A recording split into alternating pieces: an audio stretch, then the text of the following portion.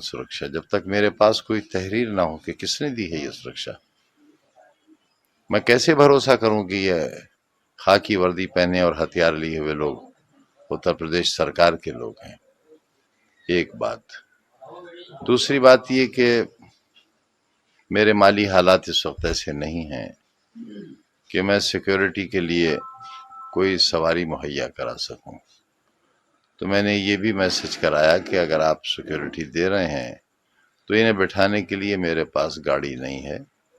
Y security میں یہ provision ہے کہ آپ گاڑی، تیل، ڈرائیور وہ سب مہیا کرائیں گے، جو مجھے ابھی تک نہیں کرایا گیا ہے۔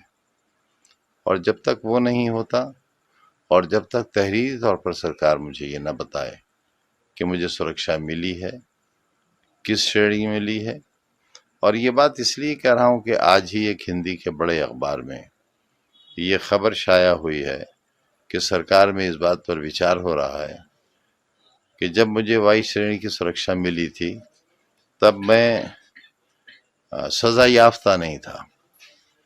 اب میں کیونکہ مرغی چوری کے الزام میں 21 سال کی سزا پڑی ہے، مجھے 36 لاکھ کا جرمانہ ہے مجھ پر، صرف ایک مقدمے میں، ابھی 113 کے فیصلے باقی ہیں۔ تو جب میں سزا یافتہ مجرم ہوں اور بقول اس اخبار کے سزا یافتہ کو سیکورٹی نہیں مل سکتی، تو میں یہ کیسے مان لوں کہ یہ لوگ جو آئے ہوئے ہیں یہ کب واپس لے لیے جائیں گے؟ اگر میرے پاس کوئی ایشورنس نہیں ہوگا، شیورٹی نہیں ہوگی ان کے رہنے کی، تو میں کیسے بھروسہ کروں گا؟ لہذا میں منتظر ہوں اس کا کہ جو ایک بار ایم ایل اے رہ لیتے ہیں اور نہیں رہتے، ان کے پاس بھی 2 گنر ہیں، اور بعض لوگوں کے پاس تو زیڈ سیکورٹی ہی ہے۔ ایک بار ایم ایل اے ہو جانے کے بعد بھارت سرکار کی سیکورٹی ہے، کمانڈوز ہیں ان کے پاس۔ ہمارے بیرودھیوں کے پاس، جنہوں نے شہر لوٹ لیا، آبرو لوٹ لی، جنہوں نے لوک تنتر لوٹ لیا، ساری ویوستھا لوٹ لی، ان کے پاس سینٹرل گورنمنٹ کے کمانڈوز ہیں۔ کیا فرق پڑتا ہے؟ کیا فرق پڑتا ہے اگر میرے ساتھ کوئی حادثہ پیش آ جائے؟